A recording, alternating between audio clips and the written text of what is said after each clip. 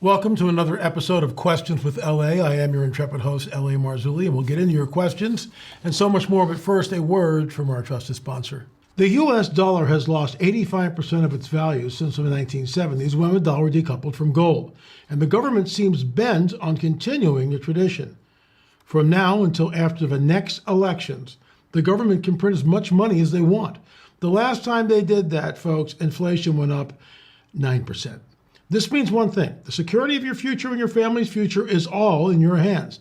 Make sure you freeze the value of your wealth you are holding. Invest in gold with Noble Gold Investments. Gold is the one asset that is proven to withstand recession, inflation, and just about all economic threats. Noble Gold Investments is here to help you if you want to invest in gold.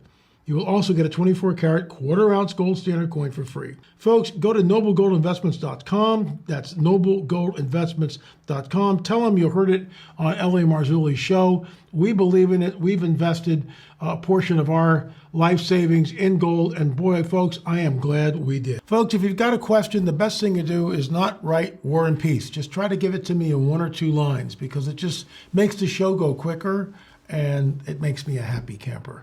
But if you've got a question, that's questions@lamarzulli.net, questions@lamarzulli.net, where I'm working from the bottom up, just so you know, and we will get to yours as soon as we possibly can.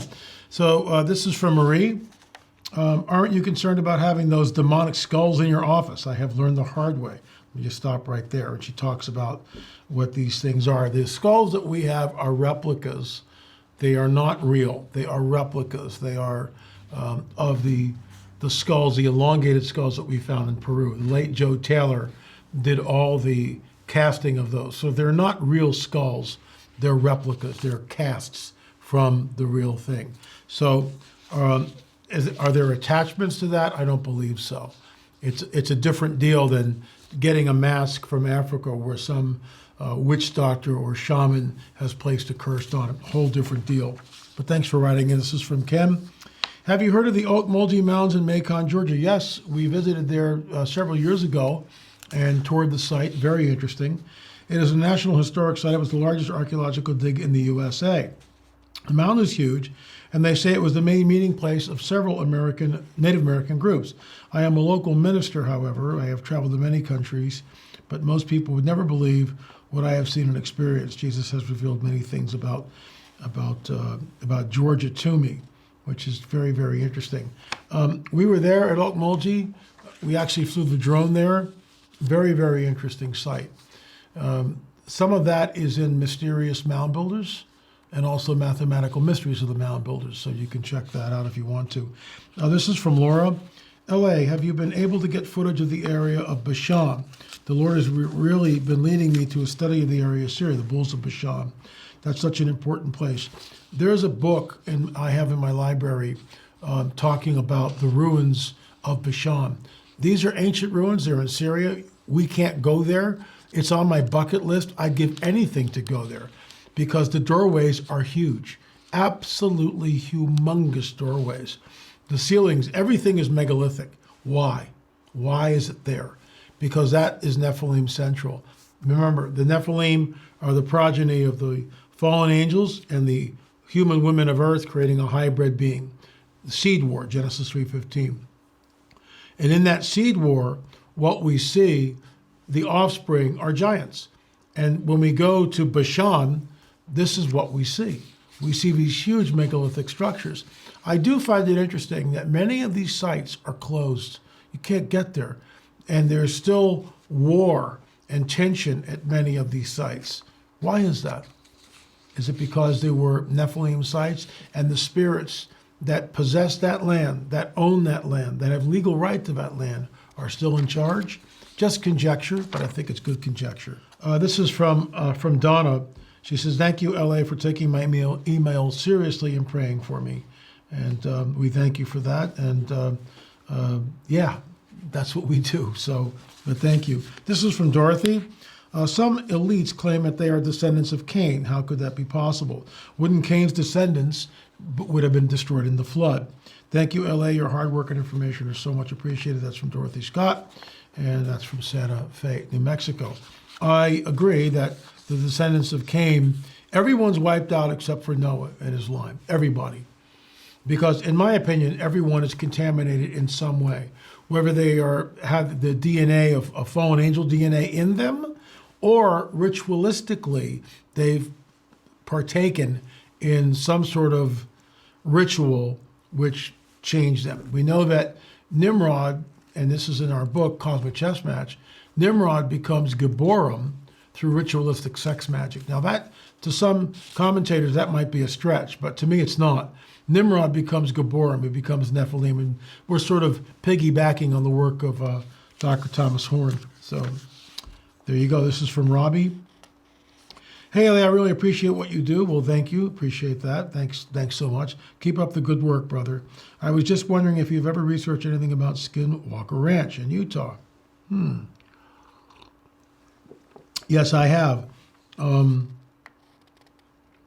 billionaires own this place. It's a gateway. It's a portal. Near the ranch, you can see the spiral. When you see a spiral like this that goes clockwise, that means it's good. You can come in and enter. The land is good.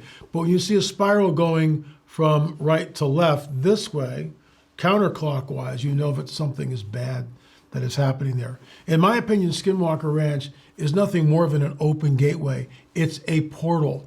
And it's been opened ritualistically. It's been opened by the shamans. It's between the two worlds. The gentleman who's the scientist, I forget his name, but I spoke with him at the Vernal, Utah conference last year. And, this guy's a scientist, so he doesn't really believe in anything supernatural. There's got to be a natural explanation for it. I'm a supernatural freak. My worldview is that as a supernatural, a biblical supernatural worldview. I believe that the supernatural is more real than the natural world that surrounds us. So there's a gateway there, there's a portal there, there's an entrance, and that's where these entities are coming and going, and that's what Native Americans certainly know. So these guys with their little, EMF meters and all this other stuff they don't really understand what they're getting into, and they should be careful, in my opinion. This is Levon. What do you think about the red-headed giants of Utah?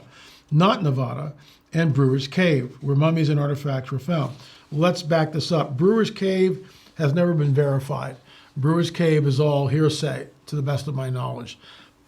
They talk about it. They talk about these mummies sitting on thrones that were 9, 10, 12 feet with crowns and all this other stuff. But there's no pictures. Number one, there's no pictures. Number two, there might be a cave there, but no one really knows for sure. We sort of looked into that in Utah, and it's a lot of hearsay. It's a lot of hearsay. In other words, unless you've got an artifact, unless you've got something that you can take us to, then it's anybody can say anything about anything that they want to.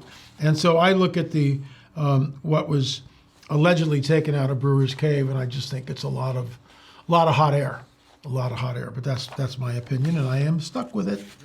Now, this is what I love, a nice short question. See that? Thanks, Dan. Love you. This is from Dan. We noticed you're going to Israel. We're very excited to go on the trip. However, we are not vaccinated. To attend on the trip to Israel, do you have to be vaccinated? I would not be going to Israel if I had to be vaccinated. End of story. To the best of our ability, to the best of our knowledge right now, no vaccination is required. If, let's say, a day before we go, and all of a sudden Israel changes its policy, I cancel the entire trip. I hope that makes that really clear. That was a reprint. Okay, this is from Cliff. Revelation 8, verse 12, the fourth angel blew his trumpet.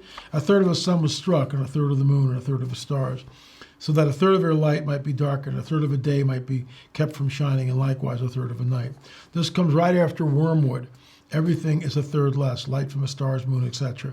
Does this not seem to you that the strike has caused the earth to spin faster? Look, it's a really interesting possibility. It certainly could be exactly the way it works.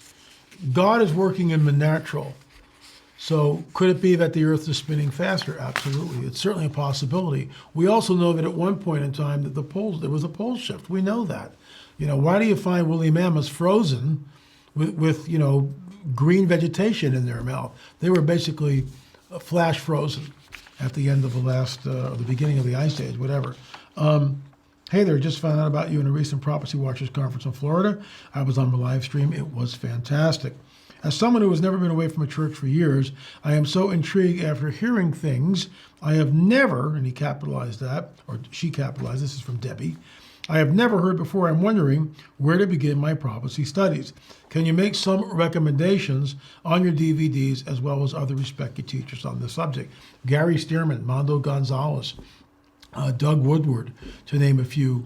I mean, the list, just go to Prophecy Watchers and spend some time perusing in their store.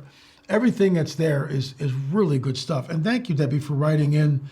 We certainly appreciate it. And thank you for the kind words. But yeah, with our stuff, we got the Watchers series. There's 11 films in that. And then you go to On the Trail of the Nephilim. There are 7 offerings in that series. We're working on number 8. Josh Peck has joined us in the editing on that, which is really cool. So he's taking what I've already done, the sort of the rough cut of that, and tightening it up, because I'm working on the UFOs films with Gil Zimmerman.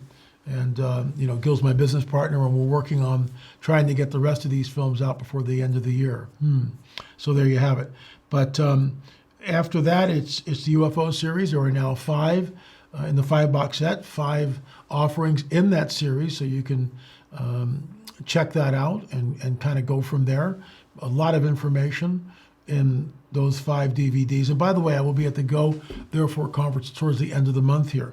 I will be speaking on Friday night, and I'm open-ended, which means I can go long, and I more than likely will.